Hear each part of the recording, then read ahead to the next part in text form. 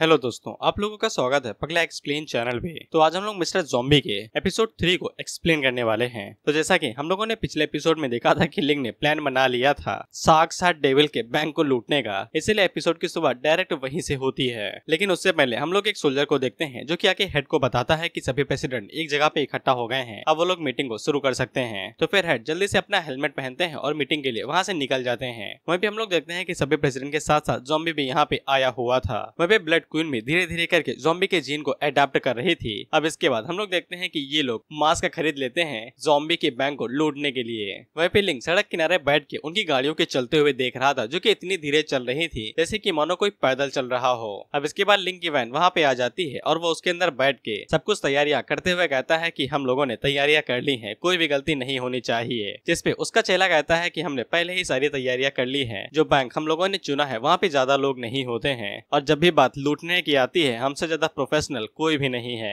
वहीं पे हम लोग ब्लैकी को देखते हैं जो कि चाय पीते हुए अपना काम कर रहा था। उसे बताया जाता है कि फरवरी की फाइनेंशियल रिपोर्ट आ चुकी है। उसी टाइम पे ये लोग वैन से उतरते हैं और बैंक को लूटने के लिए अंदर जाने लगते हैं। अब इसके बाद में पीपल्स यानी सरकारी बैंक दिखाया जाता है, जहाँ पे सोल्जर ब्लैकी को बताते हैं कि हम लोगों ने हमने सभी एसेट्स को मिला लिया है और उनकी टोटल वैल्यू 435 बिलियन है। ब्लैकी आगे से कहता है ठीक है, सभी को दोबारा गिन लो क्योंकि हम लोग कोई भी गलती नहीं कर सकते हैं जब मामला हमारी एक सिंगल मिस्टेक हमारी जान जाने का कारण बन सकती है। वहीं पे हम लोग इन लोगों को देखते हैं जिन्होंने गोलियाबारी चला दी थी और सभी लोगों से कह दिया था कि कोई भी हिलना नहीं। वहीं पे हम लोग लिंक को देखते हैं जो कि पैसों के अंदर बैग भरते हुए कहता है वल्लाह वल्लाह हबीबी, अभी अपन रईस बनेगी। वहीं पे ब्लैकी को भी धुआं उठते हुए दिखाई देता है और वो लोगों से पूछता है कि अभी क्या हुआ। लेकिन उसी टाइम पे हम लोग देखते हैं कि उन लोगों ने बैंक लूट लिया था, जिसके बाद वो गाड़ी को भगाते हुए कहते हैं चलो यहाँ से। और लिंक आगे से हंसते हुए कहता है कि अब हमें गरीबी में जीने की कोई भी जरूरत नहीं है। वहीं पे कुछ लोग भागते हुए आते हैं और ब्लैकी को बताते हैं कि किसी ने हमारे बैंक को लूट लिया है। वहीं पे हम लोग लिंक को देखते हैं जो कि पैसों को देखते मुस्कुरा ही रहा था कि उसी टाइम पे उसको पीछे से ऑरा महसूस होता है जो कि ब्लैकी का था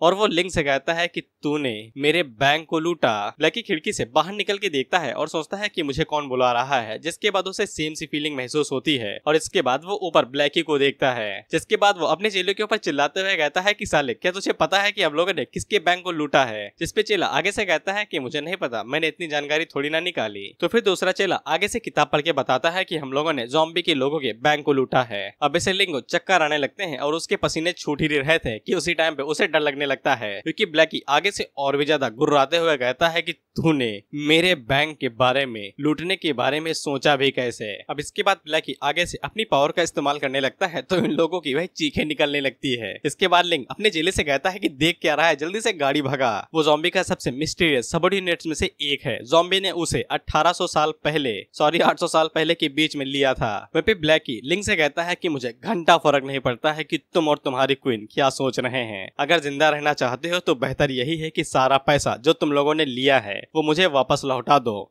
इतना कहने के बाद ब्लैकी अपना पंच बिल्डिंग के ऊपर मारता है तो वो सीधा शॉक वेव नीचे की तरफ जाती है और सीधा जमीन से टकराती है। इससे जो भी कार्स बिल्डिंगें थी वो सभी ऊपर उड़ने लगती हैं और ब्लैकी के एक ही पंच से उसकी सिटी की जितनी भी कारें थी वो सभी हवा में गेंदों की तरह उछल गई थी। लिंग और उसका चेला दोनों आगे से चिल्लाते हुए कहते हैं बिल्कुल भी नहीं, इतनी ताकत एक पैर से जनरेट नहीं हो सकती है। वहीं पे एक चेला आगे से कहता है कि बॉस, हमने जो भी पैसा चुराया है वो तो इस कार को रिपेयर करने के बराबर भी नहीं होगा। जिसपे लिंग आगे से कहता है कि हम तो गए, उसने पूरी तरीके से अपना दिमाग खो दिया है। अब इसके बाद लिंक अपने लोगों से कहता है कि हर कोई अलग अलग हो जाओ और जल्दी से जाके क्वीन को बता दो कि हम लोग मुसीबत में पड़ चुके हैं। अब इसके बाद ब्लैकी कार से बाहर निकल आता है और कहता है तब तक मैं इसे रोक के रखने की कोशिश करता हूँ। वहीं पे उसके चेले अलग अलग चले जाते हैं और लिंक आगे से कहता है क्योंकि हम लोग बिल्कुल अलग पोजीशन में जा रहे हैं तो मैं देखना चाहूंगा कि वो कितना ज्यादा शक्तिशाली है, कि वो क्या कर सकता है। लेकिन वहीं पे ब्लैकी आगे से कहता है कि कोई भी यहाँ से नहीं जा सकता है। वहीं पे लिंक ये कह ही रहा था कि हम दोनों सेम ही लेवल पे हैं, देखता हूँ कि तुम कितने ज्यादा शक्तिशाली हो। कि उतने ही टाइम में ब्लैकी उसके मुंह के ऊपर एक जोरदार घूंसा मारता है और दोबारा एक घूंसा मारता है, जिससे वो लिंक उड़ते हुए दूर जाके गिरता है। वहीं पे वो दोनों चेले आगे से चिल्लाते हुए कहते हैं कि बॉस हमारी मदद करो। अब इसके बाद हम लोग हेडक्वार्टर को देखते हैं जहाँ पे सभी प्रेसिडेंट इकट्ठा हो चुके थे और हेड भी आ चुके थे। मैं यहाँ पे ज़ॉम्बी की हरकतों को एक्सप्लेन नहीं करूंगा, तुम खुद उसकी हरकतें देखो और हंसो। हेड उन लोगों को बताता है कि उसे पहले से ही पता है प्रोफेसर जिमी के भागने के बारे में, लेकिन अभी के लिए वो उन लोगों को और भी ज्यादा जरूरी चीज बताना करना चाहता है। इसके बाद वो सबॉर्डिनेट आगे बढ़ता है और वो उन सभी लोगों के सामने इन्फिनिटी गॉन्गलेट करता है। 1 मिनट, इस पे तो एक ही मड़ी है, बाकी 5 कहाँ गए? खैर चीफ और बाकी सभी प्रेसिडेंट उस चीज को देख के हैरान हो जाते हैं और कहते हैं कि ये तो सोने का हाथ है, लेकिन हेड उन लोगों को बताता है कि ये एशियन टाइम की प्रीसियस टेक्नोलॉजी इसमें से एक है। इसे वो सभी प्रेसिडेंट हैरान हो जाते हैं कि एशियन टाइम की टेक्नोलॉजी ऐसा कैसे हो सकता है। हेड उन लोगों को बताता है कि ये कोई ऐसी चीज है जिसको वो गुफाओं की गहराइयों में से खोद के लाया है, और जिस टाइम पे उसे ये इन्फिनिटी गॉन्गलेट मिला था उस टाइम पे एशियन सिविलाइजेशन ने बहुत बड़े खतरे का सामना किया था, जो खतरा अभी भी उनके ऊपर मंडरा रहा है। वह पेंग आगे से मुस्कुराते हुए कहता है कि इस एशियन टेक्नोलॉजी के साथ प्रोफेसर जिमी और वो बिकनी वाली औरत कोई भी चीज नहीं है। इस टेक्नोलॉजी के सामने उनकी कोई भी औकात नहीं है। लेकिन हेड आगे से बताता है कि वो लोग इसका इस्तेमाल प्रोफेसर जिमी के खिलाफ नहीं करने वाले हैं, वो लोग इसका इस्तेमाल किसी और भी ज्यादा बड़े खतरे से करेंगे। एशियन पीपल ने जो प्रोजेक्शन हमें दिखाया था उसके अंदर किसी ऐसे मॉन्स्टर के बारे में बताया गया था जो कि बहुत ज्यादा डरावना है और वो अभी भी अर्थ के ऊपर जिंदा है। उस पूरी एशियन सिविलाइजेशन को उस मॉन्स्टर ने ही एक झटके के अंदर बर्बाद कर दिया था और इसी की बदौलत वो लोग इस दुनिया से गायब हो गए, जिसपे वो सभी लोग काफी ज्यादा हैरान होते हैं। और वॉयलेट आगे से कहती है कि आप मजाक तो नहीं कर रहे हैं, आप कहना चाहते हैं कि यहाँ पे एक ऐसा मॉन्स्टर है जिसने पूरी एशियन सिविलाइजेशन को यूं ही मिटा दिया था। जिसपे हेड आगे से कहते हैं कि हाँ, और उसी के नीचे हम लोग इन भाई साहब को देखते हैं जो कि इन्फिनिटी गॉन्गलेट को ऐसे देख रहा था जैसे कि मानो ये कोई खूबसूरत लड़की हो। वहीं पे हेड आगे से कहता है कि वो मॉन्स्टर काफी ज्यादा खतरनाक है, हम उसे हाई लेवल का थ्रेट मान सकते हैं। वो उस मॉन्स्टर ने पूरी एशियन सिविलाइजेशन को तबाह कर दिया था, वो बहुत ही ज्यादा खतरनाक है, हमें उससे बहुत ज्यादा सावधान रहना है। वॉयलेट आगे से कहती है कि वो मॉन्स्टर यहाँ पे एग्जिस्ट करता है, लेकिन वो अभी है कहाँ पे? हेड आगे से कहता है कि मुझे नहीं पता है, एशियन पर्सन ने ज्यादा कुछ बताया नहीं कि वो कहाँ पे हो सकता है, इसीलिए हम लोगों को जी जान लगानी पड़ेगी उसे ढूंढने के लिए। वे ज़ॉम्बी नीचे से पूछता है, अंकल अंकल इसका इस्तेमाल कैसे करते हैं इस इन्फिनिटी गॉन्गलेट का? जिसपे हेड आगे से कहता है कि एशियन 1 ने अब इसके बारे में बताया नहीं,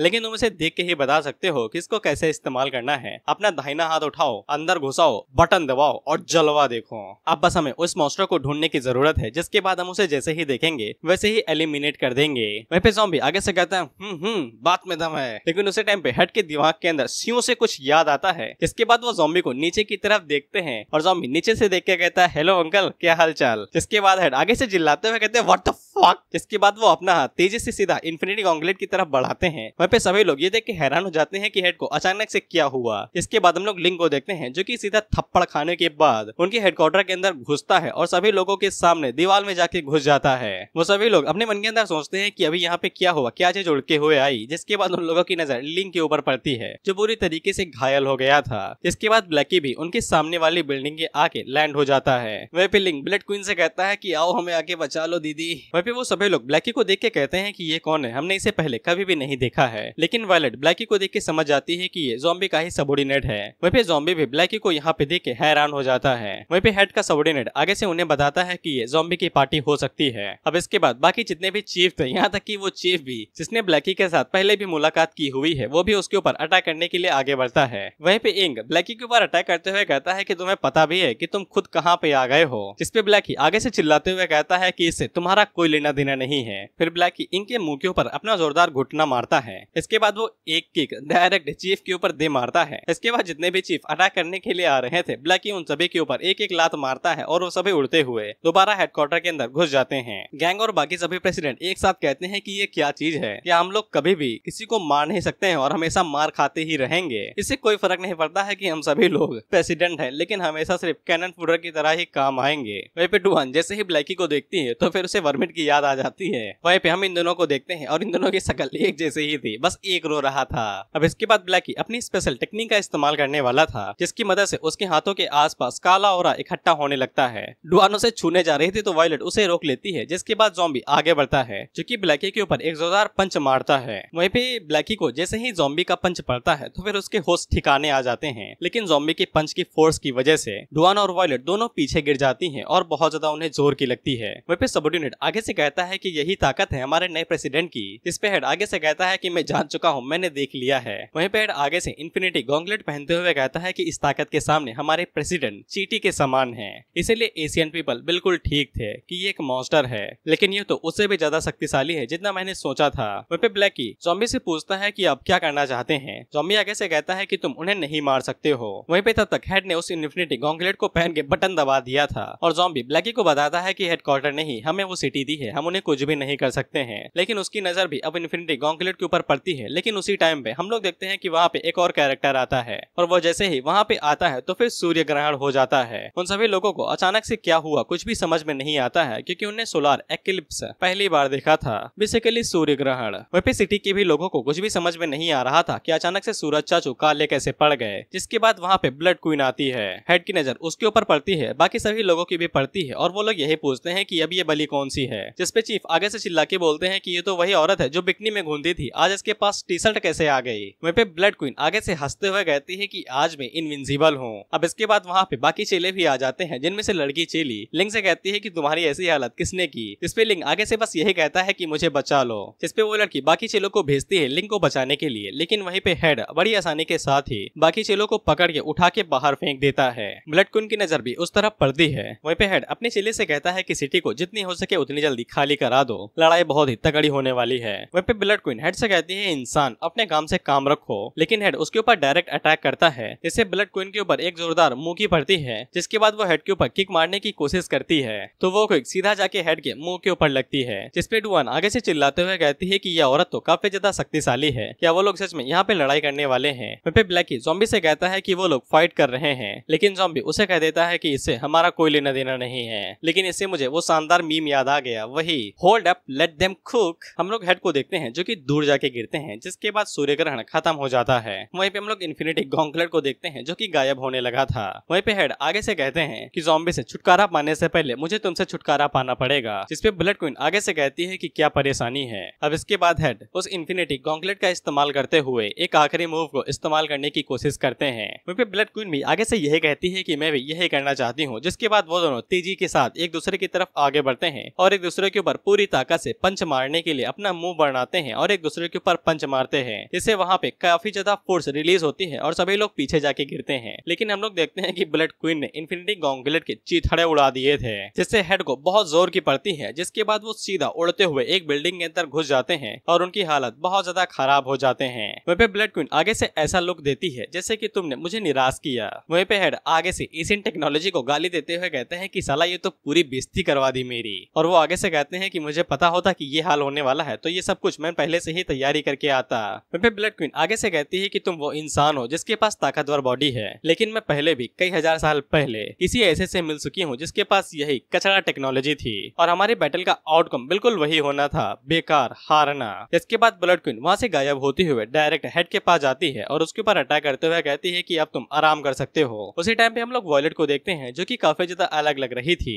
और वो डायरेक्ट ब्लड क्वीन के ऊपर अटैक करती है और वहाँ पे एक बहुत बड़ा स्लैश रिलीज होता है। हालांकि ब्लड क्वीन तो उसे डॉज कर लेती है साइड में आके, लेकिन वॉयलेट उसे कहती है कि मुझे लगता है कि तुमने एक गलत अपोनेंट चूज कर लिया है, दरअसल तुम्हारा अपोनेंट मैं हूँ। दरअसल वॉयलेट ने ज़ॉम्बी जीन को इस्तेमाल किया था। इसको देख के लैन की हैरान होती है कि अब इसे क्या हो गया। वहीं पे ब्लड क्वीन भी हैरान होती है कि अब इसे क्या हो गया। वहीं पे हम लोग लड़की वाली सबऑर्डिनेट को देखते हैं जिसके पीछे डुआन आती है और उसके सर को पकड़ के उसे जमीन के अंदर घुसा देती है और डुआन उसे कहती है यो। वहीं पे वो चेली आगे से चिल्लाते हुए कहती है कि साला तुम लोगों को हुआ क्या है, जिसको देखो उसको ज़ॉम्बी की तरह बनता जा रहा है। वहीं पे ब्लड क्वीन भी डुआन की तरफ देखती है और डुआन उसकी तरफ। वहीं पे चेली उसे कहती है कि ये मत सोचना, ये सब करने के बाद तुम यहाँ से बच के निकल सकती हो। अब इसके बाद वॉयलेट अपनी स्वॉर्ड निकाल लेती है लड़ाई करने के लिए। वहीं पे चीफ जाग के उठते हैं और कहते हैं कि मैं बेहोश हो गया था, क्या मैंने कुछ मिस कर दिया। वहीं पे लैन की आगे से कहती है कि वॉयलेट वहाँ पे कुछ तो गड़बड़ है। वहीं पे हम उस लड़की को देखते हैं जो कि खुद को आजाद करा लेती है और वहाँ से दूर हटते हुए कहती है कि ये मत सोचना कि तुम जीत सकती हो। इस पे डुआन उसकी तरफ पीछे मुड़ के देखती है तो चेली आगे से कहती है कि मुझे कोई छोटी मक्खी मत समझो। इस पे डुआन आगे से हंसते हुए कहती है तो फिर साबित करके दिखाओ। तो वो डुआन के ऊपर अटैक कर देती है, लेकिन डुआन उसके मुंह के ऊपर लात मार के उसे पीछे फेंक देती है। इसके बाद वो एक बिल्ली की तरह अपने चारों पैर जमीन पे ले आती है और आगे से हंसने लगती है और तेजी के साथ दोबारा उसके ऊपर अटैक मारते हुए कहती है कि तुम क्या कर लोगी।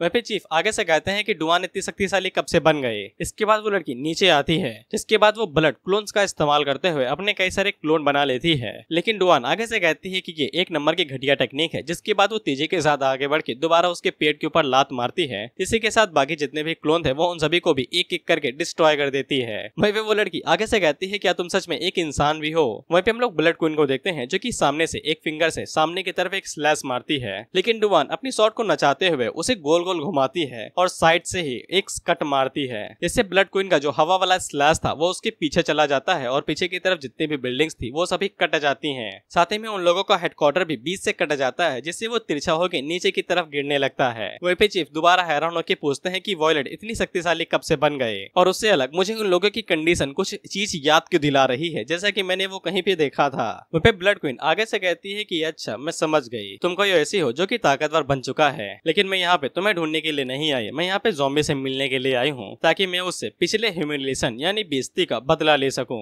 इसके बाद ब्लड क्वीन अपनी आंखें खोलती है, शायद से ये अपनी ब्लड लाइन की पावर इस्तेमाल करने वाली है। इसके बाद वो आगे से खौफनाक एनर्जी रिलीज करते हुए कहती है कि मैंने ये चीज हजारों सालों से सहती आई है, अब मैं आराम से तुम्हें टॉर्चर करूंगी अपनी ताकत के साथ, तब तक तुम मर नहीं जाती हो, और इसीलिए मैं तुम्हें सलाह देती हूँ तुम मेरी अपोनेंट नहीं हो, साइड में हट जाओ। इस पे वॉयलेट आगे से कहती है कि तुम सही हो, मेरी ताकत अभी काफी नहीं है तुम्हारे लिए, भले ही मैं स्टिमुलेशन का इस्तेमाल करूं तब भी मैं तुम्हें हरा नहीं पाऊंगी, लेकिन इससे क्या ही फर्क पड़ता है, तुम भी उसी तरीके का इस्तेमाल कर रही हो ताकत बढ़ाने के लिए जिसका मैंने इस्तेमाल किया है, इसलिए मुझे इस बात से इनकार करना पड़ेगा। इसलिए अब मैं तुम्हें कुछ कमाल का इस्तेमाल करने वाली हूँ जो तुम्हें दिखाऊंगी तो तुम्हें मजा आएगा। इसके बाद वो आगे से अपनी सेकंड फॉर्म को एक्टिवेट करती है। दोस्तों अगर तुम लोगों ने ब्लीच एनिमे सीरीज नहीं देखी है तो फिर तुम इस एनिमे के रेफरेंस समझ नहीं पाओगे और तुम्हें मजा कम आएगा। फिर हम लोग देखते हैं कि वॉयलेट का चेहरा धीरे धीरे करके चेंज होने लगता है। वो सभी लोग अपने मन के अंदर सोचता है कि ये कर क्या रही है। इसके बाद हम लोग देखते हैं कि जब वॉयलेट अपने पूरे चेहरे को बदल लेती है तो फिर वहाँ पे बहुत ज्यादा पावर रिलीज होती है, जिससे सभी लोग अपने चेहरे के ऊपर हाथ रख लेते हैं। और जब ब्लड क्वीन सामने की तरफ देखती है तो वॉयलेट के चेहरे के ऊपर एक स्कल मास्क आ चुका था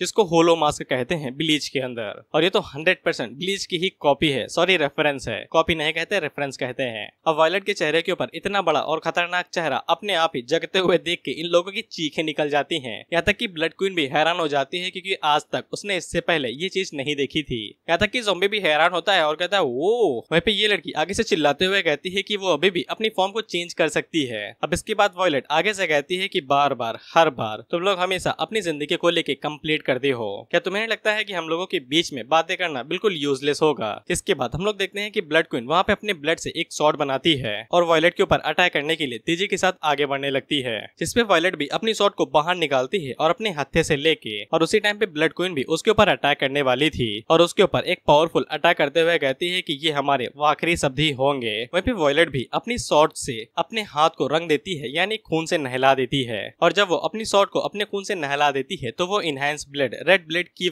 इस्तेमाल करती है, जिसके साथ ही वो ब्लड क्वीन के 2 टुकड़े कर देती है। जिसके बाद वॉयलेट ब्लड क्वीन को पार करके निकल जाती है, लेकिन इतना ही नहीं, उसने 1 सेकंड के अंदर ब्लड क्वीन के ऊपर इतने सारे स्लाइसेस मार दिए थे, यहाँ तक कि वॉयलेट ने ब्लड क्वीन के जो सेल्स होते हैं उनके भी छोटे छोटे टुकड़े करके उन्हें डिस्ट्रॉय कर दिए थे और उसकी पूरी बॉडी बूंद की तरह नीचे बरसती है। अब इससे ये सभी लोग हैरान हो जाते हैं कि देख के कि वॉयलेट ने ब्लड क्वीन के सेल्स जो कि बहुत ही छोटी, यहाँ तक कि सेल्स को सूक्ष्मदर्शी से देखा जाता है, इंग्लिश में नाम नहीं याद आया भाई, तो ये सेल्स दिख पाते हैं और वॉयलेट ने उन्हें अपनी शॉट के साथ काट दिया। वहीं पे सबऑर्डिनेट आगे से बताता है कि ऐसा लगता है कि प्रेसिडेंट वॉयलेट ने उस औरत के अंदर जितने भी सेल्स थे उन सभी को डिस्ट्रॉय कर दिया है। इस पे चीफ आगे से कहते हैं कि ये मजाक ही हो सकता है, असलियत में ऐसा कभी भी नहीं हो सकता। वहीं पे लैंकी को काफी ज्यादा जलन हो रही थी कि वॉयलेट शक्तिशाली हो गई, लेकिन वॉयलेट पीछे मुड़ के उसे कहती है कि तुम कोई मक्खी वक्खी नहीं हो, तुम्हारे स्नीक अटैक मेरे ऊपर काम नहीं आएंगे, जल्दी से बाहर आओ। तो फिर हम लोग देखते हैं कि ब्लड क्वीन अपने डीएनए अपने सेल को दोबारा रीजनरेट करती है और उसकी मदद से दोबारा रीजनरेट होने लगती है। अब इसके बाद ब्लड क्वीन अपने हाथ से लेके अपनी पूरी बॉडी को रीजनरेट कर लेती है।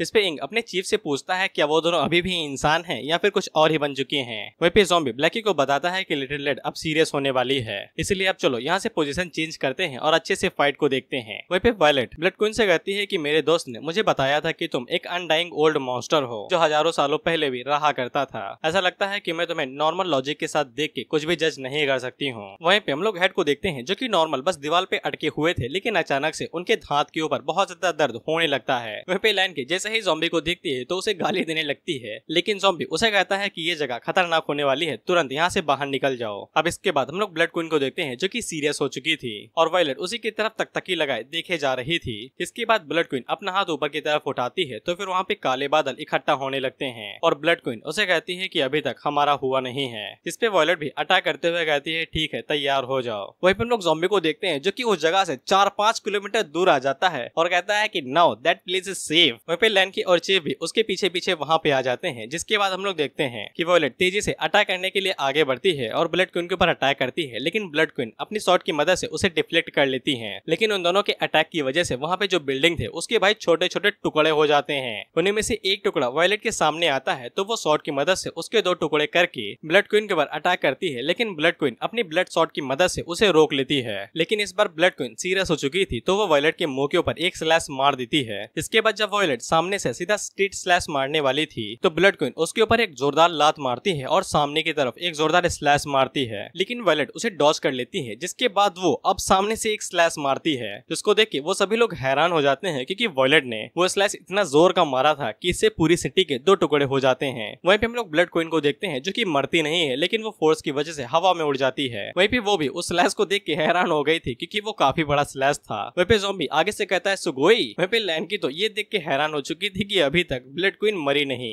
वहीं पे हम लोग हेड को देखते हैं जिनके हाथ के अंदर बहुत ज्यादा अजीबोगरीब दर्द होने लगता है। अब इसके बाद हम लोग देखते हैं कि वायलेट वहां से एक बिल्डिंग के ऊपर आ जाती है, लेकिन उसी टाइम पे ब्लड क्वीन भी उसके पास आती है जो कि उसके मुंह के ऊपर घुटना मारते हुए कहती है कि तुम्हारी सेकंड फॉर्म में होने के बावजूद तुम मेरे लिए कुछ भी नहीं हो। इसके बाद वो दोबारा वायलेट के ऊपर अटैक करने के लिए आगे बढ़ती है और सामने से एक पाम अटैक करती है जिसके अंदर से उसकी रेड पावर रिलीज हो रही थी। बेसिकली ये साइकिक पावर होती है जैसे कि ग्रेविटी को कंट्रोल करना, और इसी वजह से वायलेट सीधा जाके बिल्डिंग से टकराती है। लेकिन वो जब दोबारा उठती है तो वो दोबारा साइकिक पावर की वजह से दोबारा बिल्डिंग से टकराती है, और इस पर वायलेट दोबारा खड़ी नहीं हुई थी, वो चुपचाप लेट गई थी। ये देख के लैंकी को वायलेट की चिंता होने लगती है क्योंकि उसके सीने के अंदर उसी की शॉट को घुसा के उसे लटका दिया गया था। वहीं पे हम लोग हेड को देखते हैं जिनके इन्फिनिटी गॉन्गलेट के अंदर अजीब सा दर्द होने लगा था, और उसी टाइम पे उनके मन के अंदर से एक आवाज आती है जो कि एशियंट 1 की थी, और वो हेड से कहता है कि कुछ टाइम के लिए मैं तुम्हारी बॉडी ले रहा हूँ। और हम लोग देखते हैं कि एशियंट 1 के जो पावर ओवर थी वो सीधा जाके हेड की बॉडी के अंदर मिक्स होने लगती है, और अब जाके हेड को भी समझ में आ जाता है कि ये बंदा और कोई नहीं एशियंट पर्सन है, और अब चीफ को बेहिसाब दर्द होने लगता है। वहीं पे हम लोग वायलेट को देखते हैं जो कि मरी नहीं थी, और वो बुलेट क्वीन से कहती है कि तुम सही हो। इसके बाद वो शॉट को अपने सीने से निकालती है और उसे कहती है कि मैं तुम्हें अभी भी चोट नहीं पहुंचा सकती हूँ, लेकिन तुम भी मुझे चोट नहीं पहुंचा सकती हो।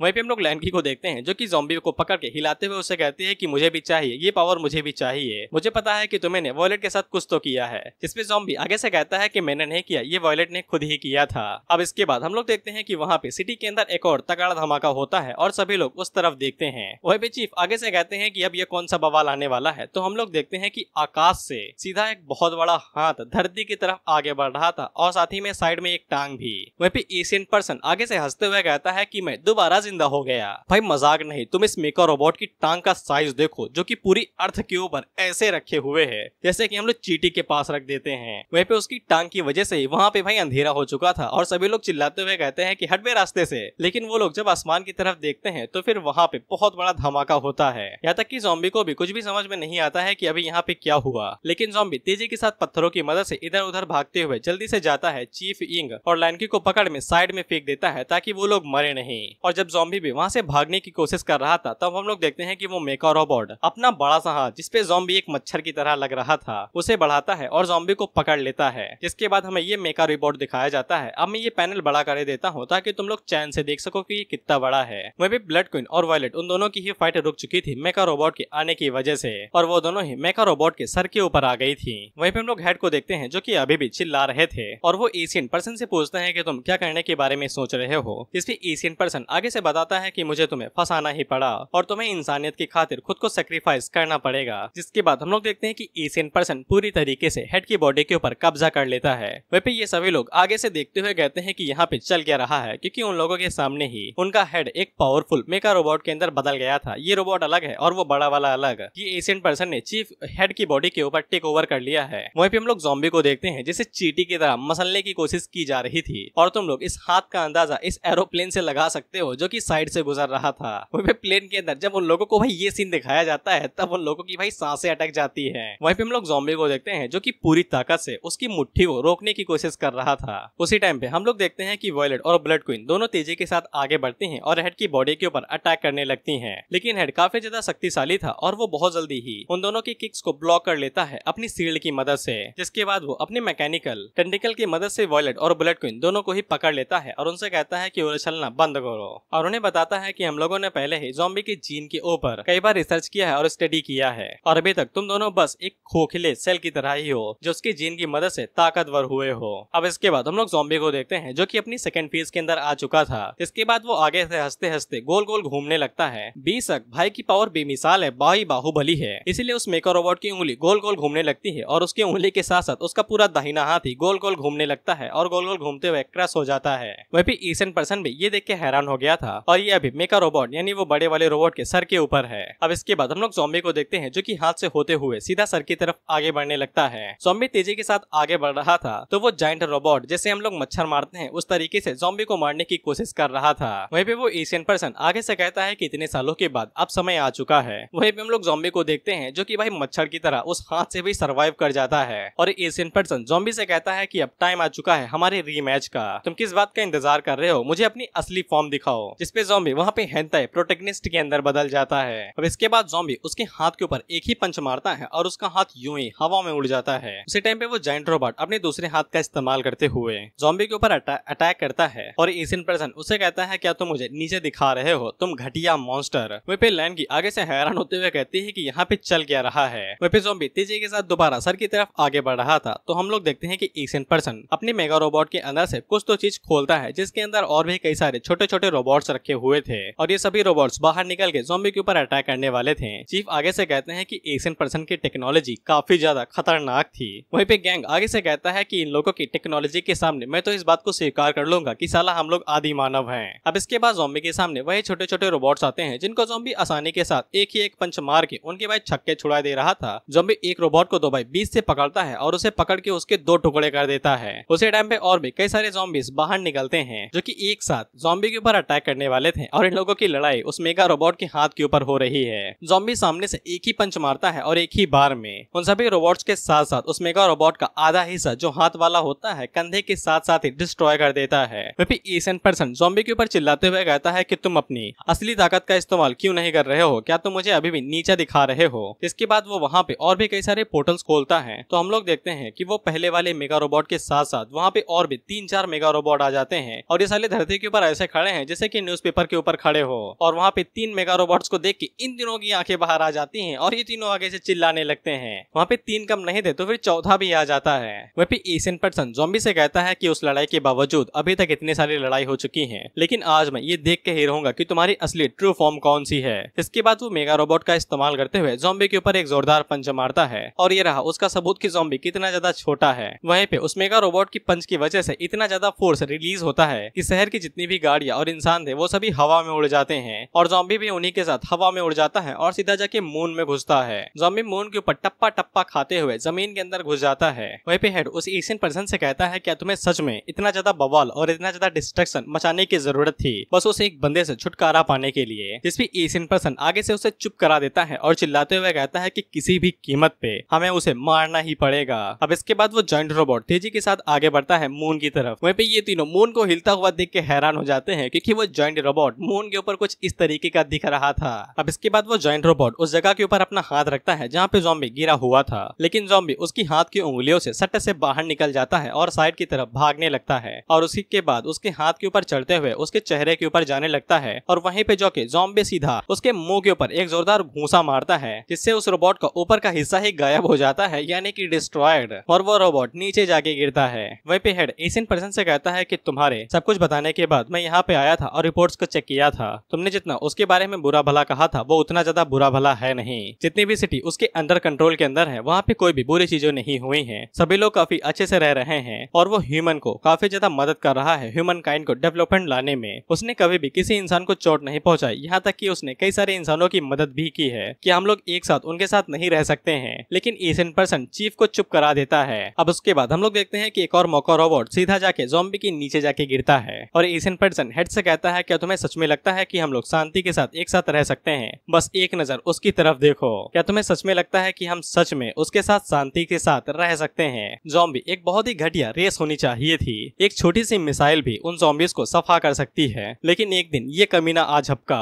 और किसे पता था कि पूरी दुनिया का वजूद सिर्फ उसके मूड के ऊपर डिपेंड करता है और एक ऐसे अस्तित्व का यहाँ पे होना बिल्कुल भी ना स्वीकार है। ऐसा अस्तित्व ऐसी जिंदगी इस दुनिया के लिए नहीं चाहिए, वो हम में से कभी भी नहीं हो सकता है। जिसके बाद एशियन वहाँ पे पता नहीं क्या करता है लेकिन ये सभी लोग दूरबीन लगा के देख रहे थे और हम लोग देखते हैं कि जो मेका रोबोट डिस्ट्रॉय हो चुका था उसके पीस एक साथ आते हैं और वो सभी एक एक करके एशियन पर्सन के सूट के साथ जुड़ जाते हैं और उसके पास एक लाइटनिंग शॉट भी आ जाती है और इसे कहते हैं डिवाइन पनिशमेंट। और इसी के साथ जो भी मेका रोबोट के बाकी सभी हिस्से बचे हुए थे इसी तरीके के और भी रोबोट वहाँ पे आ जाते हैं जो कि मून के ऊपर लैंड होते हैं। वहाँ पे टोटल 5 या 6-7 रोबोट थे और वो सभी एक साथ आगे बढ़ते हैं और मून के अंदर अपनी शॉट को घुसा देते हैं बेचारे मून के बुरे हाल हो रखे हैं, बहुत बुली हो रहा है। अब इसके बाद वो जितनी भी लाइटनिंग थी वो सभी सीधा ज़ॉम्बी के जाके लगती है और ज़ॉम्बी हवा में उड़ जाता है। लेकिन ज़ॉम्बी को इससे कुछ भी नहीं होता है और वो आगे से कहता है कि ताकत, बस तुम बड़े हो तो फिर तुम्हें लगता है कि तुम शक्तिशाली हो, लेकिन तुम्हारा कद बढ़ जाने से तुम्हारी ताकत नहीं बढ़ती है।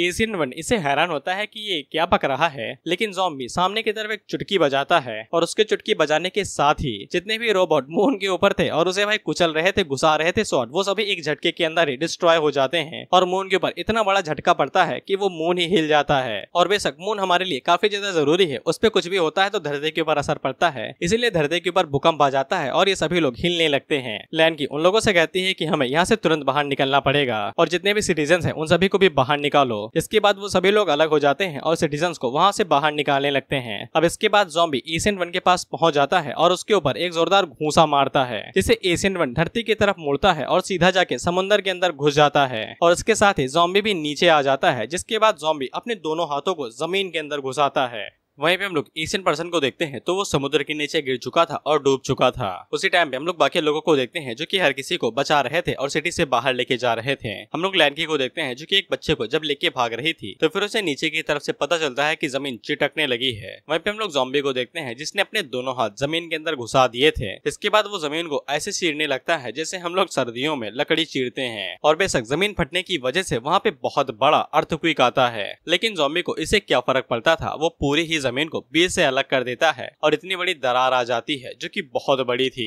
वहीं पे लैंकी का पैर फिसलता है और वो नीचे की तरफ गिरने लगती है, लेकिन इंग तेजी के साथ आगे बढ़ता है और वो लैंकी का हाथ पकड़ लेता है। वहीं पे हम लोग देखते हैं जमीन फटने की वजह से समुद्र के बीच में भी बहुत बड़ी दरार आ चुकी थी और पानी बिल्कुल ग्लेशियर की तरह नीचे गिरने लगता है। अब इसी बीच हम लोग उस एशियन पर्सन को देखते हैं जो कि नीचे गिर रहा था। उसी टाइम पे ज़ॉम्बी उसके पास आता है और उसके सीने के ऊपर एक जोरदार घूंसा मारता है, जिससे वो सीधा जाके एक माउंटेन से टकराता है और वहीं पे ढेर हो जाता है। वहीं पे एशियन पर्सन हेड से कहता है तुमने देखा उसके डिस्ट्रक्टिव पावर्स को। अब इसके बाद वो सभी लोग ज़ॉम्बी की तरफ देखते हैं तो ज़ॉम्बी अपनी फोर्थ फॉर्म के अंदर आ चुका था, जहाँ पे उसके बाल और भी ज्यादा बड़े हो जाते हैं और अब वो पूरी तरीके से इंसान लग रहा था। वहीं पे एशियन पर्सन आगे से चिल्लाते हुए कहता है कि यही वो इंसान है। वहीं पे वायलेट भी बाहर निकलती है और ब्लड क्वीन ने कभी भी ज़ॉम्बी की इस वाली फॉर्म को नहीं देखा था। वहीं पे एशियन पर्सन आगे से चिल्लाते हुए कहता है कि यही फॉर्म है जब उसने सब कुछ डिस्ट्रॉय करने से पहले इस फॉर्म का इस्तेमाल किया था। इसके बाद वो दोबारा तेजी की तरफ से आगे बढ़ता है ज़ॉम्बी के ऊपर अटैक करने के लिए। वहीं पे ब्लैकी को पता चल जाता है कि ज़ॉम्बी का दिमाग फिर से खो चुका है, इसीलिए वो तुरंत वहाँ से भाग लेता है क्योंकि वो बिल्कुल भी मरना नहीं चाहता है। वहीं पे एशियन पर्सन अपनी फुल पावर को चार्ज करता है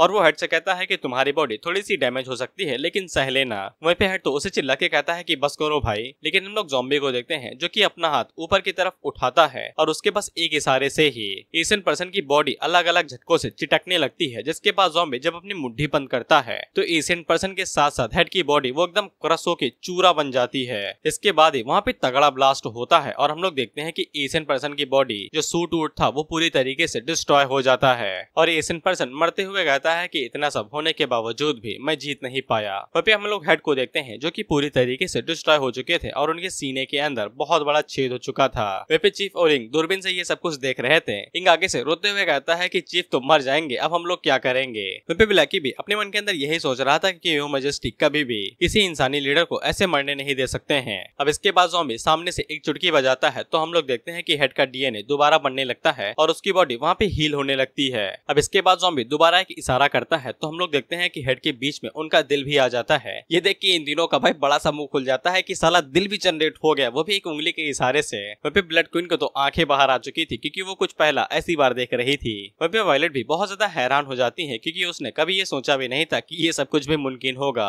वहीं पे हेड जिंदा थे, एकदम सही सलामत थे और एकदम कुशल मंगल थे। अब इसके बाद वो ज़ॉम्बी की तरफ देखते हैं और उन्हें समझ में आ जाता है कि एशियन पीपल ज़ॉम्बी से छुटकारा पाने के लिए इतनी हद तक आगे क्यों बढ़ गए, क्योंकि उन्हें डर था कि ज़ॉम्बी उन्हें कभी भी मिटा सकता है। अब वो सभी लोग वहाँ पे ये सब कुछ देख ही रहे थे। उसी टाइम पे हम लोग वायलेट को देखते हैं जो कि ज़ॉम्बी के पास पहुंच जाती है। तब तक ज़ॉम्बी नॉर्मल फॉर्म में आ चुका था और वो वायलेट से कहता है कि ऐसा लगता है कि तुमने ब्लड लाइन की पावर का इस्तेमाल किया है, यानी कि भाई ज़ॉम्बी के जीन उसी को ब्लड लाइन की पावर कहा गया है। वायलेट पहले तो ज़ॉम्बी को शुक्रिया कहती है, लेकिन बाद में उसके ऊपर चिल्लाते हुए कहती है कि तुम्हारी वजह से हमारा घर चला गया है। अगर तुम एक शॉट के जरिए ही उसका निपटा सकते थे तो फिर तुमने इतनी ज्यादा तबाही क्यों मचा दी। इसमें ज़ॉम्बी आगे से बस इतना ही कहता है कि मैं तुम्हें डराना नहीं चाहता था। वहीं पे हम लोग ब्लड क्वीन को देखते हैं और लिंक को। भाई इनके पसीने छूट चुके थे और ये ज़ॉम्बी से डर के मारे बस पत्थर के पीछे छुपे पड़े थे। अब ज़ॉम्बी ने जो दरार डाली थी वो कम से कम 130 किलोमीटर लंबी थी। इससे अर्थ का पूरा क्लाइमेट ही चेंज हो चुका था। वहीं पे अगला सीन 2 महीने बाद का होता है। हमें बताया जाता है कि इंसान सही टाइम पे वहाँ से निकल चले थे, इसलिए ज्यादा नुकसान नहीं हुआ था और ज़ॉम्बी का आर्किटेक्चर फॉर्म ही इन सभी चीजों को दोबारा जो तबाही हुई थी उन्हें ठीक करने के लिए जिम्मेदार था और वो लोग अपना काम कर रहे थे। वहीं पे हम लोग हेड को देखते हैं जो कि ज़ॉम्बी की चारों फाइम की लिस्ट देख रहे थे और ये सोच रहे थे कि अब उन्हें आगे क्या करना है। ज़ॉम्बी की बेशुमार खतरनाक डरावनी ताकत को सामना करने के बाद उन्हें फैसला करना था कि वो इंसानों के लिए अब आगे क्या करेंगे। अब इसके बाद वहाँ पे चन आती है तो हेड उससे कहते हैं कि जाओ और जाके हाई क्वालिटी एग्स की ट्रे खरीद के लेके आओ, हम लोग ज़ॉम्बी से मिलने के लिए जा रहे हैं। अब उसी टाइम पे हम लोग अनजान जगह पे अनजान चीज को देखते हैं, ब्लड ट्राइब्स की न्यू सिटी कंस्ट्रक्शन सिटी। वहीं पे लोग लिंक को देखते हैं जिसने भाई लोन लिया था और वो ज़ॉम्बी के लोगों से काम करा रहा था। उनसे कह रहा था जल्दी मूव करो, मैंने तुम्हें बहुत ज्यादा पैसे दिए हैं यहाँ के काम करने के लिए। वहीं पे लड़की वाली सबॉर्डिनेट लिंक से पूछती है कि तुम्हें ये पैसा कैसे मिला, जिसपे लिंक के पास कोई भी जवाब नहीं था।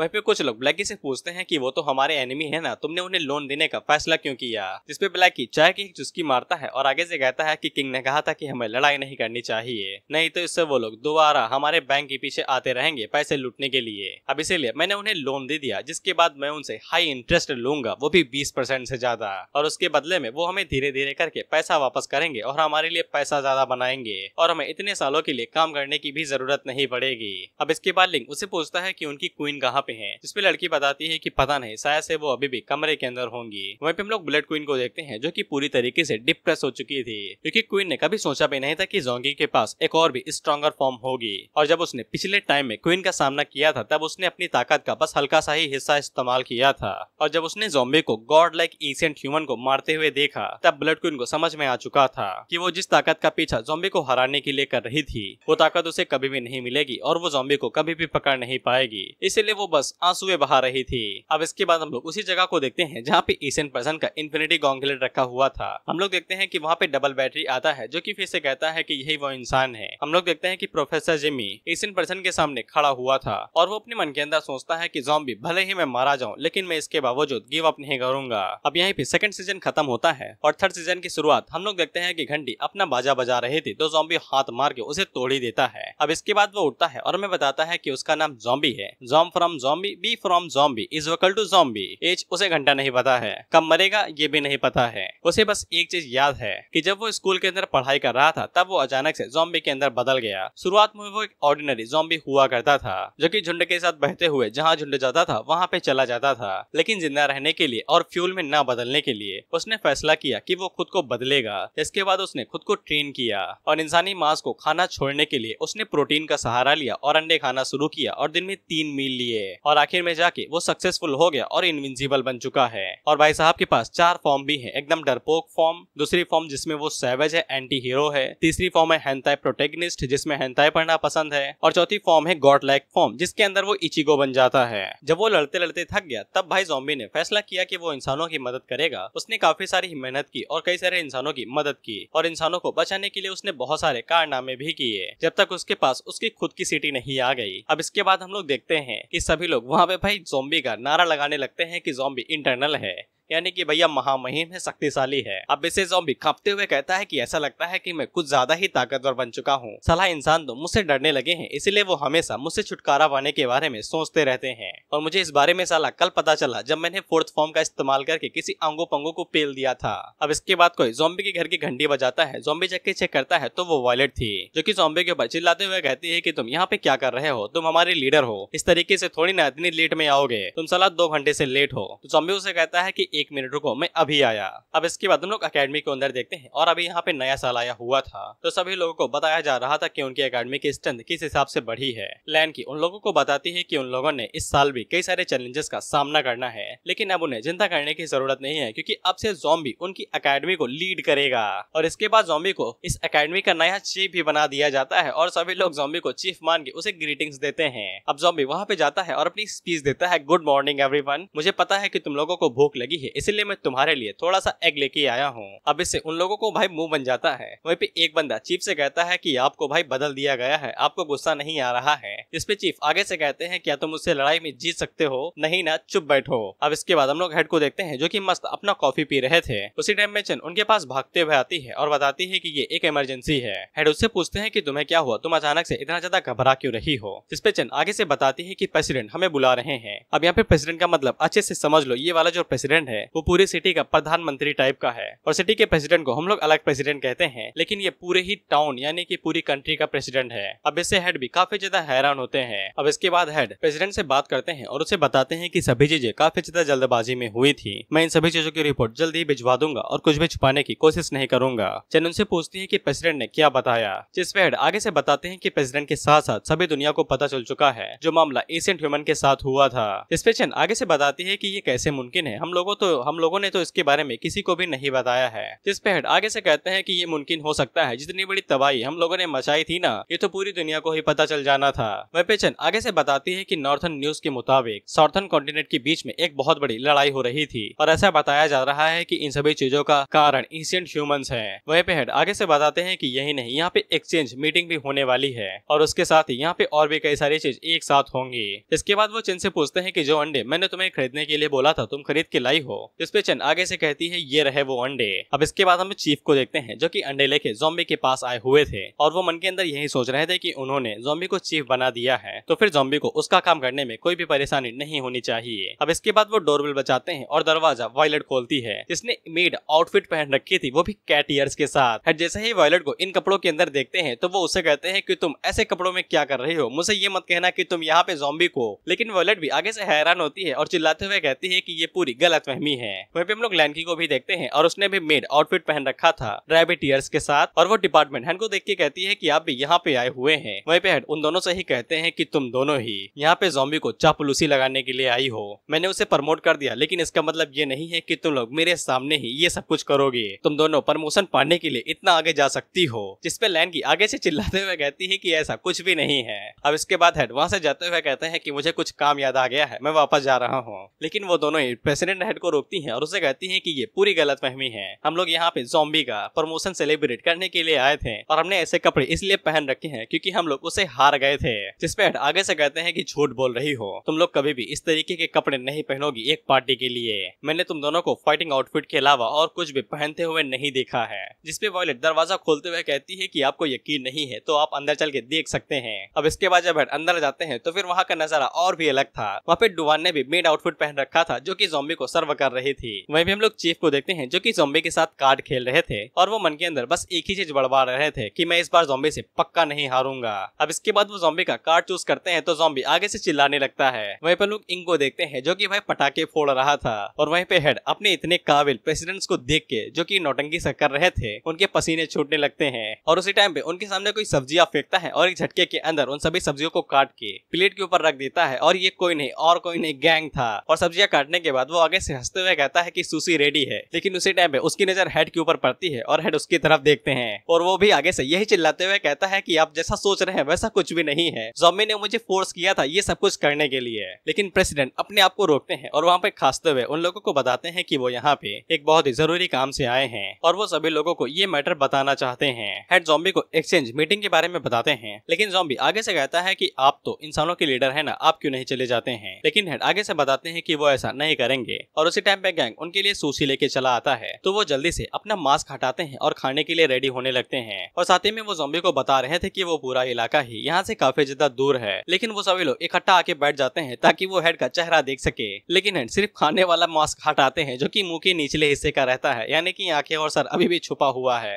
और हेड ज़ॉम्बी को बताते हैं कि वो जो पूरा इलाका है वो उनके इलाके के अंदर नहीं आता है तो वो वहाँ पे नहीं जा सकते हैं। लेकिन जब वो अपने सामने उन लोगों को इतना ज्यादा खड़ा देखते हैं तो वो उनसे पूछते हैं कि तुम्हें क्या हुआ, जिसपे वो अपना चेहरा घुमा के कहते हैं कि कुछ भी नहीं। अब इसके बाद प्रेसिडेंट ज़ॉम्बी को सारी चीजें बताते हैं कि वो जिस प्लेनेट के ऊपर अभी रह रहे हैं उसके ऊपर सिर्फ 2 ही कॉन्टिनेंट है और यहाँ पे 2 ही कंट्री है, एक कंट्री ए है और दूसरी कंट्री बी है और वो लोग जिस जगह के ऊपर अभी रह रहे हैं वो कंट्री ए है। अब इसके बाद हेड ज़ॉम्बी को इतना लंबा चौड़ा ज्ञान देते हैं, इतना लंबा चौड़ा, और ज़ॉम्बी जॉम्बी को घंटा कुछ भी समझ में नहीं आता है और इस पूरे संदर्भ का सारांश बस इतना सा ही था कि एक्सचेंज मीटिंग दोनों कंट्रीज के बीच में शांति संबंध बनाने के लिए होती है ताकि कोई भी एक दूसरे के खिलाफ कोई गंदी चाल न चले और शांति बनी रहे। वहीं पे वॉयलेट ये भी चीज बताती है कि इंटरनेशनल स्पोर्ट एक्सचेंज मीटिंग भी यहाँ पे होती है जो अकेडमीज के बीच में होती है और इसको एक ग्लोबल मिलिट्री एक्सरसाइज की तरह समझा जाता है जो कि 4 सालों में एक बार की जाती है और कंट्री बी की अकेडमीज पिछले साल की चैंपियन रही थी। इस पे ज़ॉम्बी आगे से कहता है कि ये सब कुछ तो पॉइंटलेस सुनाई देता है। लैन की आगे से बताती है कि आखिरी राउंड तो इस कंपटीशन के ऊपर था कि कौन कितने ज्यादा ज़ॉम्बीज मार सकता है और कंट्री बी में से हर एक इलाके ने कम से कम 8 मिलियन से ज्यादा ज़ॉम्बीज मारे थे और मैं भी तो यही चाहती थी कि हम लोग भी ऐसा कर सके। हालांकि ज़ॉम्बी इस आंकड़े को सुन के भाई घबरा जाता है और लैन की उसे कहती है कि इस बार चीफ तुम हो तो फिर तुम्हें इस बार की मिशन को पूरा करना ही पड़ेगा। जिसपे ज़ॉम्बी अपने मन के अंदर सोचता है कि इस लड़की को अभी भी ये लगता है कि मैं सच में एक इंसान हूँ जो ज़ॉम्बीज को ही मारूंगा। जिसपे हेड ज़ॉम्बी को बताते हैं कि चिंता ना करो, हम लोग इस बार इस इवेंट को एकदम इनकार कर देंगे, हम लोग ऐसा कुछ भी नहीं करेंगे, नहीं तो इस बार हम लोग उन्हें पीट देंगे और इससे कोई फर्क नहीं पड़ेगा। अब इसके बाद हम लोग डायरेक्ट कंट्री बी को देखते हैं जहाँ पे 2 जुड़वा बहनें आती हैं और वो उन लोगों से पूछती हैं कि हमें यहाँ पे क्यों बुलाया गया है। हम लोग कंट्री बी के हेडक्वार्टर को देखते हैं और उसके पास वो वाली तस्वीर थी जहाँ पे जायंट रोबोट ने मून को छत्ती कर दिया था। वो बंदा उन दोनों बहनों से कहता है कि इस पिक्चर को देखो, ये पिक्चर हमें कंट्री ए से भेजी गई है। वो दोनों बहनें जिनमें से एक का नाम चिंकी और दूसरे का नाम मिंकी था, मजाक कर रहा हूँ, उस तस्वीर को देखती हैं और उन्हें एक झटके के अंदर पता चल जाता है कि ये एशियन टेक्नोलॉजी है। वो बंदा उन्हें बताता है कि इंटेलिजेंस डिपार्टमेंट को ऐसा लगता है कि कंट्री ए ने पहले ही इस टेक्नोलॉजी को पकड़ लिया है और अगर एक बार कंट्री ए इस टेक्नोलॉजी के ऊपर पूरा कंट्रोल कर लेती है तो फिर ये हमारी कंट्री बी के लिए काफी ज्यादा बुरी बात रहेगी। वो बंदा उन दोनों से कहता है कि कंट्री ए का प्रेसिडेंट अगले महीने यहाँ पे विजिट के लिए आ रहा है, तुम दोनों मेरे सबसे कैपेबल सबॉर्डिनेट्स में से एक हो, अपनी बहन वाले मामले को अभी साइड में डाल दो, इनकी तीसरी बहन भी है, उसी की बात हो रही है। मैं चाहता हूँ कि तुम दोनों इस इवेंट को ज्वाइन करो और काफी अच्छे से इसके बारे में जांच पड़ताल करो। और रही बात तुम्हारी बहन की बगावत की तो फिर हम किंग से इस बारे में कुछ पूछेंगे और तुम्हें चिंता करने की जरूरत नहीं है। जैसे ही तुम लोग इस मामले को अच्छे से निपटा दोगी तो फिर मैं रॉयल फैमिली से इस बात की रिक्वेस्ट करूंगा कि वो तुम्हारी बहन की गलती को माफ कर दें। जिसपे वो दोनों बहनें आगे से मान जाती हैं और कहती हैं ठीक है लॉर्ड प्राइम मिनिस्टर, यानी कि ये बंदा पीएम है। अब इसके बाद हम लोगों को प्रोफेसर जेमी की लैब दोबारा दिखाई जाती है जहाँ पे वो लोग किसी तरीके का केमिकल बना रहे थे और ये CHR-47 कौन से केमिकल का नाम है मुझे बता दो भाई प्लीज। पे डबल बैटरी जिमी से कहता है कि उन लोगों ने सब कुछ रेडी कर दिया है और सब कुछ तैयार है, पावर अप भी शुरू हो चुका है, अब वो लोग आसानी के साथ ट्राई कर सकते हैं एशियन पर्सन को जिंदा करने का। इसके बाद डबल बैटरी फिर से पूछता है कि हम लोग रेडी रहें। एशियन पर्सन की बॉडी को 1000 साल से भी ज्यादा हो चुका है, अब तक इसकी लाश को सूख के काटा हो जाना चाहिए था,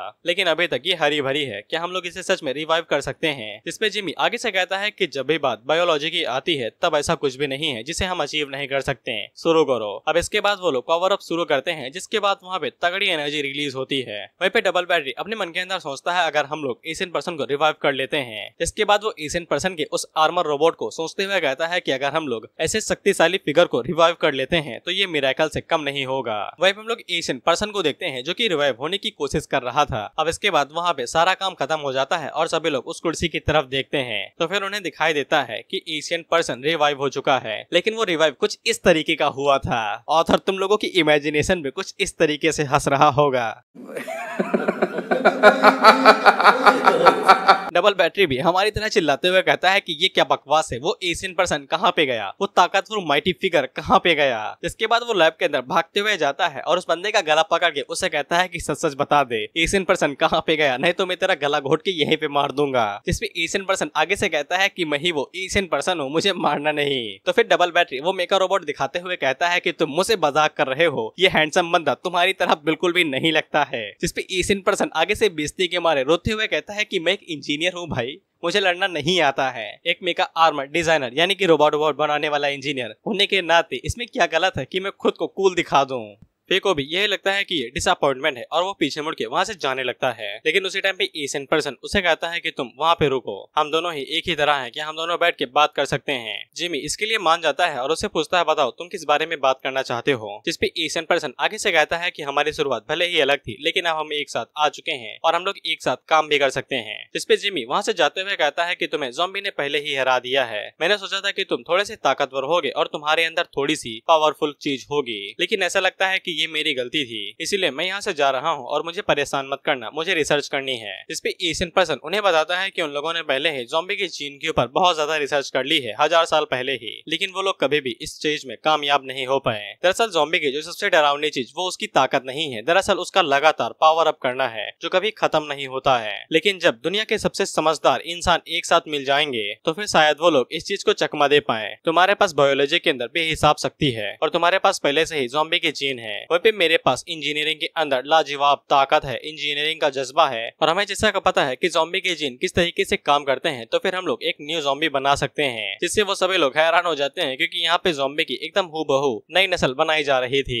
एशियन पर्सन जिमी से पूछता है कि तुम इस बारे में क्या सोचते हो। जिमी कुछ देर के लिए सोचता है जिसके बाद वो एशियन पर्सन के साथ काम करने के लिए मान जाता है और वो दोनों कोलैबोरेशन कर लेते हैं। अब इसके बाद हमें पता चलता है कि हेड ये चाहते हैं कि ज़ॉम्बी वहाँ पे प्रेसिडेंट का बॉडीगार्ड बन के जाए, जिसपे वॉयलेट आगे से चिल्लाते हुए कहती है कि आपका दिमाग तो नहीं खराब हो गया है, कहीं ये बंदा प्रेसिडेंट को ही ना मार दे उनकी रक्षा करने की जगह पे। जिसपे ज़ॉम्बी अपनी तरफ इशारा करते हुए कहता है कि तुम लोग मेरी बारे में बात कर रहे हो क्या। जिसपे हेड आगे से बताते हैं कि उनका भी मन नहीं है लेकिन वो पूरी तरीके से लाचार है। प्रेसिडेंट जल्दी ही कंट्री बी की तरफ जाने वाले हैं और सिचुएशन बिल्कुल भी पीसफुल नहीं है और उन लोगों को पहले ही एशियन पीपल के बारे में पता चल चुका होगा, इसीलिए वहाँ पे प्रेसिडेंट को अकेले जाने देना काफी ज्यादा खतरनाक हो सकता है। और ये पहले ही डिसाइड हो चुका है क्योंकि प्रेसिडेंट ने हमारे इलाके के कुछ एक्सपर्ट बॉडीगार्ड्स को मांगा था। वहीं पे हेड ज़ॉम्बी से कहते हैं कि तुम ये चाहते थे ना कि कोई भी लोग तुम्हारे ऊपर ये सवाल ना उठाए कि तुम इंसान हो या फिर ज़ॉम्बी। अगर प्रेसिडेंट इस बात को स्वीकार कर लेते हैं कि तुम एक इंसान हो तो फिर कोई भी तुम्हारी आइडेंटिटी के ऊपर दोबारा सवाल नहीं उठाएगा। हम लोग अभी भी तुम्हारी आइडेंटिटी को ये नहीं बता सकते हैं कि एक ज़ॉम्बी यहाँ पे गवर्नमेंट ऑफिशियल के बीच में काम कर रहा है, क्योंकि ये न्यूज काफी ज्यादा खतरनाक हो सकती है। इसके बाद हेड वहाँ से जाते हुए कहते हैं कि अब से गुआंगझाओ का पूरा इलाका तुम्हारे सभी सवालों का जवाब देगा और इस प्रोजेक्ट के लिए तुम सबसे ट्रस्टवर्दी लोगों को अपने साथ ले जा सकते हो। और हाँ, ऑल द बेस्ट, प्लीज हमारे गुआंगझाओ की इज्जत मत डुबाना। अब इसके बाद हम लोग गवर्नमेंट को देखते हैं और ये अभी भी लटका हुआ है और सूख रहा है। अब इसके बाद हम लोग ज़ॉम्बी के सभी सबऑर्डिनेट्स को देखते हैं और ज़ॉम्बी को इन्हीं में से किसी दो को चुनना था। ज़ॉम्बी उन लोगों को बताता है कि उसे प्रेसिडेंट के बॉडीगार्ड का काम दिया गया है, इसीलिए वो अपने साथ कुछ हेल्पर्स को लेके जा सकता है और वो उन लोगों से पूछता है कि कौन मेरे साथ चलना चाहेगा। ब्लैकी आगे से साफ मना कर देता है क्योंकि कुछ फाइनेंशियल काम आ चुका है और उसके पास टाइम नहीं रहेगा। गौ भी आगे से यही बहाना बनाता है कि उसके पास भी बहुत ज्यादा काम है और आगन भी आगे से यही कहता है कि मालिक मेरे पास भी काम है। उसी टाइम पे लैंग और फर आगे से हंसते हुए कहते हैं कि यो मेजेस्टी, हम आपके साथ चलने के लिए राजी हैं और हमें और भी ज्यादा अच्छे से पता चलेगा कि ह्यूमन कितने ज्यादा रिलायबल हैं या नहीं। इसमें ज़ॉम्बी उन दोनों से कहता है कि तुम दोनों की ये इच्छा को देख के मेरा दिल भर आया है। अब इसके बाद हम लोग देखते हैं कि ज़ॉम्बी उन्हें पेट की तरह ही लेके जाता है, ना कि इंसान की तरह। इससे वो दोनों काफी ज्यादा निराश हो जाते हैं। अब इसके बाद लैंग और फर की मुलाकात वायलेट और लैंकी से होती है। वायलेट तो पहले से ही इन दोनों को जानती थी तो वो सावधानी बरतती रहती है, लेकिन वहीं पे लैंकी को कोई अंदाजा नहीं था कि ये क्या चीज है। उसे तो ये दोनों प्यारे प्यारे डॉगी लगते हैं और वो उन्हें खिलाते हुए कहती है इधर आओ। तो फर आगे से घुर्राते हुए कहता है कि अगर ऐसा दोबारा किया तो पिछवाड़े पे काट लूंगा और मर जाओगी। अब इसी लैंकी डर के मारे पीछे हट जाती है और आगे से कहती है कि आजकल कुत्ते भी बोलने लगे हैं क्या। जिसपे वायलेट उसे बताती है कि ये ज़ॉम्बी के चेले हैं, इनसे ज्यादा उलझो नहीं। अब इसके बाद वायलेट ज़ॉम्बी को बताती है कि प्रेसिडेंट उसे मिलना चाहते हैं। अब इसके बाद ज़ॉम्बी प्लेन के अंदर जाता है प्रेसिडेंट से मिलने के लिए। तो फिर वहाँ पे और भी कुछ लोग आए हुए थे जो कि ज़ॉम्बी को देख के उसका मजाक उड़ाने लगते हैं, ये कहते हुए कि मुझे लगा था कि ये लोग तो गिव अप ही कर देंगे, लेकिन ऐसा लगता है कि मैं ज्यादा ही सोच रहा था। इसके बाद एक बंदा जो कि डेयरडेविल जैसा लग रहा था वो आगे बढ़ता है और ज़ॉम्बी से कहता है कि मुझे समझ में नहीं आता है कि उन लोगों ने पुराने चीफ को बदल के तुम्हारे जैसे नोबडी के साथ बदल क्यों दिया, और मुझे ये भी बात समझ में नहीं आती है कि गुआंगझाओ इलाके के ऊपर प्रेसिडेंट इतना ज्यादा भरोसा क्यों करते हैं। हमारा इलाका इतना भी ज्यादा कमजोर नहीं है, इनफैक्ट मैं तो अकेले ही तुम जैसे 10 लोगों को पीट सकता हूँ। उसी टाइम पे ज़ॉम्बी उसके मुंह के ऊपर एक जोरदार घूंसा मारता है जिससे वो प्लेन को तोड़ते हुए बाहर जाके गिरता है। ज़ॉम्बी उसे कहता है कि तुम मुझसे कुछ कह रहे थे क्या। इससे वायलेट तो थोड़ा सा निराश होती है, लेकिन लैंकी को मजा आ गया था। अब इसके बाद ज़ॉम्बी प्रेसिडेंट के पास जाता है और प्रेसिडेंट उसे कहते हैं कि तुम ज़ॉम्बी हो गए ना। अब इसे ज़ॉम्बी थोड़ी देर के लिए डर जाता है, लेकिन वो एकदम सीधा खड़ा रहता है। प्रेसिडेंट उसे कहते हैं कि तुम्हारे डिपार्टमेंट हेड ने मुझे बताया था कि तुम काफी ज्यादा शक्तिशाली हो और तुम बॉडीगार्ड के रोल के लिए बिल्कुल परफेक्ट हो। अब इसके बाद प्रेसिडेंट ज़ॉम्बी से एक सवाल पूछते हैं कि अगर वहाँ पे खतरा हुआ क्या तुम मेरी रक्षा करोगे। जिसपे ज़ॉम्बी आगे से कहता है कि वहाँ पे मेरे लिए तो कोई खतरा रहेगा ही नहीं, तो कोई बात नहीं है। मतलब ज़ॉम्बी को यकीन है कि कोई भी चीज उसका कुछ उखाड़ नहीं पाएगी, चाहे जितना बड़ा खतरा आ जाए। प्रेसिडेंट आगे से हंसते हुए कहते हैं कि इसीलिए तुम्हारा हेड तुम्हारी काफी ज्यादा तारीफ कर रहा था, तुम पूरे कॉन्फिडेंस से भरे हुए हो, मैं तुम्हारे ऊपर यकीन करता हूँ। अब उसी टाइम पे हम लोग कंट्री बी के उस इलाके को देखते हैं जिसे पूरी तरीके से छोड़ दिया गया था। अब उसी की बिल्डिंग के ऊपर हम लोग दो टांगों को देखते हैं, जिसके बाद हमें एक खूबसूरत औरत दिखाई जाती है। उसी टाइम पे उसके पास एक ज़ॉम्बी आता है जो कि उसे कहता है बिग सिस, इक्विपमेंट पूरी तरीके से रेडी है और ज़ॉम्बी आर्मी भी पूरी तरीके से रेडी है। जिसपे वो लड़की आगे से कहती है ठीक है तुमने काफी अच्छा काम कर लिया, अब तुम बाकी सब मेरे ऊपर छोड़ सकते हो। अब इसके बाद वो लड़की एक स्पीच देती है कि ये दुनिया काफी ज्यादा सुंदर है, पता नहीं क्यों इंसान लगातार हमारे खिलाफ एक दूसरे से लड़ाई लड़ते रहते हैं। जिसपे ज़ॉम्बी आगे से कहते हैं कि हम इंसान थोड़ी ना है, हमसे क्यों पूछ रही हो। जिसपे दीदी आगे से कहती है कि रिसोर्स की वजह से, उनके खुद के स्वार्थ की वजह से। और वो लड़की उन लोगों से कहती है कि तुम लोगों को पहले से ही पता होगा कि कंट्री ए का प्रेसिडेंट यहाँ पे आने वाला है और हमारा मिशन उस कुत्ते को मारना है। काफी सारे लोग हमसे पूछेंगे कि हम लोगों ने ऐसा क्यों किया, तब मैं इस बात को स्वीकार करूंगी कि यहाँ पे ऐसे और भी कई सारे कारण हैं जिस वजह से ये ज़ॉम्बी आउटब्रेक हुआ है। लेकिन ज़ॉम्बी कभी भी इंसान के लिए एक वर्दी अपोनेंट नहीं थे।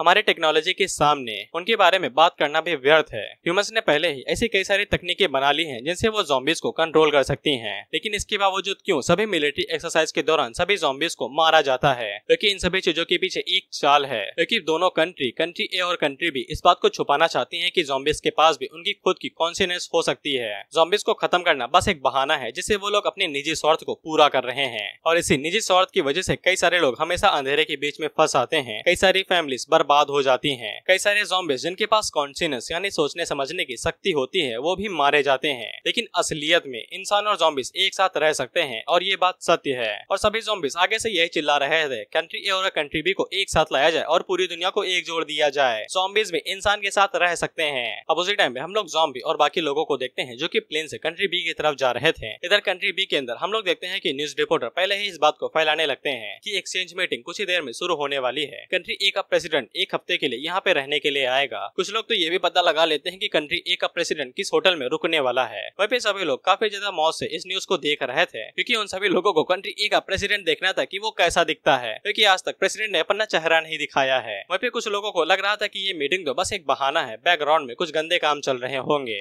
अब इसके बाद हम लोग देखते हैं कि प्लेन लैंड होने वाला था, जिसके बाद हम लोग चिंकी मिंकी को देखते हैं और इनकी बातों से हमें पता चलता है कि इनके प्राइम मिनिस्टर ने प्लान को हल्का सा चेंज कर दिया है। अब इन दोनों बहनों को कंट्री ए के प्रेसिडेंट को बचाना है। जिसपे एक बहन आगे से कहती है कि हम लोग किसी भी कीमत पे उसे हर्ट नहीं होने दे सकते हैं। लेकिन हमारी बहन की पर्सनैलिटी के हिसाब से वो तो साले तभी अटैक कर देगी जब प्लेन लैंड भी नहीं हुआ होगा। अब इसके बाद हम लोग उसी खूबसूरत लड़की के कुछ सबॉर्डिनेट्स को देखते हैं जो कि ज़ॉम्बी होते हैं और इंसान भी, ये सब एक साथ मिलकर काम कर रहे हैं। और ये दोनों कंट्री ए के प्रेसिडेंट को नर्क भेजने के लिए आए हुए थे। लेकिन उसी टाइम पे ज़ॉम्बी के सर के अंदर अचानक से दर्द होने लगता है। वो लड़का उसे पूछता है कि अचानक से तुम्हें क्या हुआ है? हम लोग बिल्कुल भी इस मिशन के दौरान कोई भी गलती नहीं कर सकते हैं। जिसपे वो ज़ॉम्बी उसी प्लेन की तरफ इशारा करते हुए बताता है कि उसके अंदर कुछ तो जाना पहचाना सा है, लेकिन उसी वक्त वो और भी ज्यादा खतरनाक और डरावना है, जो कि और कोई नहीं हमारा ज़ॉम्बी था। इसके बाद वो इंसानी बंदा फोन करके बता देता है कि आयासी जो कि ज़ॉम्बी है उसे कुछ ठीक नहीं लग रहा है, तुम लोग प्लान को जारी रखो। अब इसके बाद हम लोग देखते हैं कि वो प्लेन जमीन पे लैंड हो जाता है और सभी रिपोर्टर वहाँ पे आके भीड़ जमा कर लेते हैं और बताने लगते हैं कि इसी प्लेन के अंदर कंट्री ए का प्रेसिडेंट है। वो रिपोर्टर आगे से कहती है कि आप सभी लोगों को जिस चीज का इंतजार था वो होने वाली है। जिसके बाद प्लेन का गेट खुलता है और उसके अंदर से प्रेसिडेंट बाहर निकलता है जो कि हमारा ज़ॉम्बी था।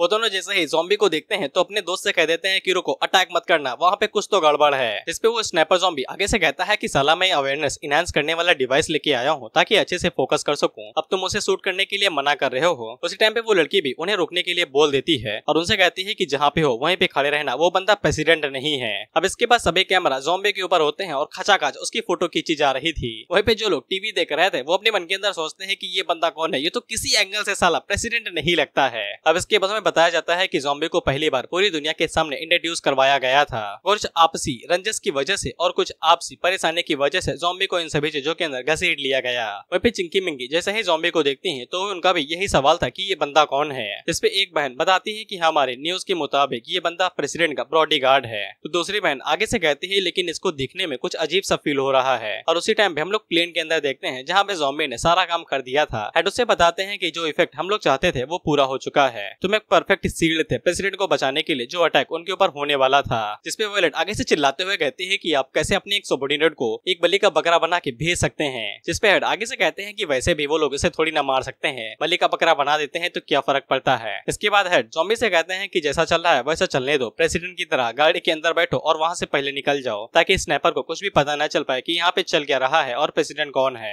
इसपे ज़ॉम्बी आगे से कहता है कि स्नाइपर से क्या डरने की चीज थी, साला मैं तो मिसाइल भी पकड़ सकता हूँ और तुम लोगों को एक सिंगल बुलेट से इतनी ज्यादा दिक्कत हो रही है। हेड उससे कहते हैं कि सहलो सहलो, प्रेसिडेंट हमारे ऑर्डिनरी इंसान है, उनकी बॉडी तुम्हारी जितनी थोड़ी ना शक्तिशाली है। अब इसके बाद प्रेसिडेंट बाहर निकलते हैं जो कि सभी लोगों को ग्रेड करते हैं और सभी लोग उनकी फोटो खींचने लगते हैं। वहीं पे जैसा प्लान किया गया था वैसा ही चल रहा था। प्रेसिडेंट अब यहाँ से ट्रैवल करके अपने होटल की तरफ जाएंगे। वहीं पे कंट्री ए के असेंबली एड भी वहाँ पे आए हुए थे और वो सभी प्रेसिडेंट को काफी अच्छे से ग्रीट कर रहे थे और उन्हें रास्ता दिखा रहे थे। वहीं पे वॉयलेट ज़ॉम्बी से कहती है कि तुम अलर्ट रहना। वहीं पे इस लड़की की आंखें बाहर आ चुकी थी, इसे कुछ समझ में नहीं आ रहा था कि वहाँ पे चल क्या रहा है। कोई प्रेसिडेंट से पहले बाहर निकलता है तो कोई प्रेसिडेंट का बॉडीगार्ड बन जाता है। दोनों बहनें आपस में बात करते हुए कहती हैं कि अब हम लोगों को एक्शन लेने की जरूरत है, लेकिन दूसरी बहन को पता नहीं था कि क्या करना चाहिए था। और वैसे भी इनकी बड़ी बहन ने जो मौका असैसिनेशन का था वो खो दिया था। उसी टाइम पे प्रेसिडेंट आगे से कहते हैं कि उन्होंने पहले ही खुद की कार्ड चेक कर ली है और अगर उन लोगों को एशियन पीपल लेके कोई बात करनी है तो फिर उन लोगों के पास अभी बहुत ज्यादा टाइम है। वो अभी के लिए सिर्फ अपने होटल के पास जाना चाहते हैं। वो असेंबली वाले आगे से कहते हैं कि हम लोगों ने आपके लिए पहले से ही कार रेडी की है, लेकिन प्रेसिडेंट आगे से कह देते हैं कि अभी तो बताया कि हमारे पास पहले से ही कार है, आपको कुछ भी चिंता करने की जरूरत नहीं है। वहीं पे ज़ॉम्बी से कहते हैं कि प्रेसिडेंट को कोई और कार लेने देना, उसमें मत जाने देना, लेकिन बीच में उनका कम्युनिकेशन कट हो जाता है। वहीं पे चिंकी मिंकी से कहती है कि वो लोग अपने बॉडीगार्ड अपने साथ नहीं लेके आए हैं तो फिर क्या उन लोगों को हमारी सिक्योरिटी की जरूरत नहीं पड़ेगी। जिसपे दूसरी बहन उसे कहती है कि तुम उनकी मिलिट्री स्ट्रेंथ के बारे में इतना जल्दी कैसे सोच सकती हो। मैंने वहाँ पे वॉयलेट और लैंकी को देखा था जो एक साथ आ रही हैं। क्या तुम भूल गए कि पिछली एक्सचेंज मीटिंग के दौरान वो दोनों कहाँ पे कितनी ज्यादा घायल हो चुकी थी।